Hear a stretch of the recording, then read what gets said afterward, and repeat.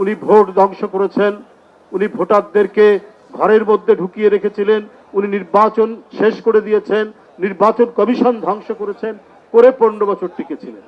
তো আপনারা যদি গণতান্ত্রিক রাষ্ট্র হন, আপনারা যদি সেকুলার রাষ্ট্র হন, আপনার নিজের দেশের জনগণ ভোট দিতে পারে, ইচ্ছামতো সরকার পরিবর্তন করতে পারে, কিন্তু বাংলাদেশে যাকে আপনারা সমর্থন করেন সেই শেখ হাসিনা বাংলাদেশের মানুষকে বন্দী এবং কৃতদাস করে রেখেছিল, তাকে আপনারা সমর্থন করেন। তার মানে কি আপনারা বাংলাদেশের মানুষকে পছন্দ করেন না?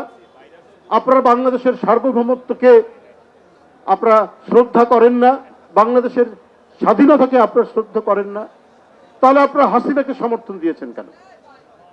এই 15 বছর জনগণের প্রবল স্রোতের কাছে হাসিনা পালিয়ে গেলেন। সেই হাসিনাকে ফেরানোর জন্য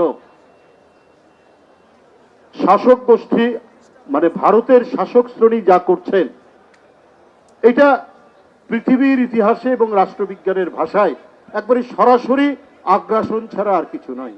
ওরা এত মন খারাপ কেন শেখ হাসিনার জন্য? কারণ ভুটান তাদের সাথে নেই, নেপাল নেই, পাকিস্তান নেই, শ্রীলঙ্কা নেই, ছোট্ট একটি দ্বীপ রাষ্ট্র মালদ্বীপ তাদের সাথে নেই। ওদের সাথে কেউ বন্ধুত্ব করতে পারে না, কারণ ওরা মুখে যাই বলুক, ধর্মনিরপেক্ষ বলুক আর সেকুলার বলুক, ওদের মনের ভিতরে হচ্ছে কট্টর হিন্দুত্ববাদী হিংসা ছাড়া ওদের মধ্যে কিছু নেই। আমি শাসক শ্রেণী ভারতের বলি, আপনারা বাংলাদেশে বলছেন সংখ্যালঘু নির্যাতন, তো সংখ্যালঘু নির্যাতনের ফলাফল কি? আমি তো দেখলাম এখানে ইসকনের দ্বারা একজন আইনজীবী মারা গেলেন, রক্তাক্ত পন্থায় কুপিয়ে কুপিয়ে হত্যা করে মারা হলো, সাইফুল ইসলাম। কই আপনাদের ওখানকার যে শুভেন্দু, তারপরে আরো কিছু বিন্দু টিন্দু যারা রয়েছে, তারা তো এই ব্যাপারে একটা কথাও বললেন না, একটা আওয়াজ পর্যন্ত তুললেন না। মানুষ মারা গেল তো বাংলাদেশের মানুষ, সে মুসলিম, একজন আইনজীবী, তাকে মেরে ফেলা হলো, কোনো কথা নেই। তাহলে প্রতিদিন বাংলাদেশে সংখ্যালঘু নির্যাতন দিল্লি থেকে কলকাতা পর্যন্ত, এই যে এক ভয়ঙ্কর মিথ্যা কথার বেষ্টনী তৈরি করে গোটা বিশ্বকে বিভ্রান্ত করার যে প্রচেষ্টা চালাচ্ছেন, সেটাতে কোনো লাভ হবে না।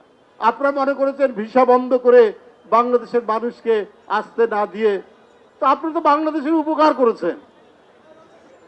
বাংলাদেশ বিলিয়ন বিলিয়ন ডলার খরচ করত, বিলিয়ন ডলার পাচারও হবে না, আর আমাদের ডলারগুলোও সেখানে যাবে না।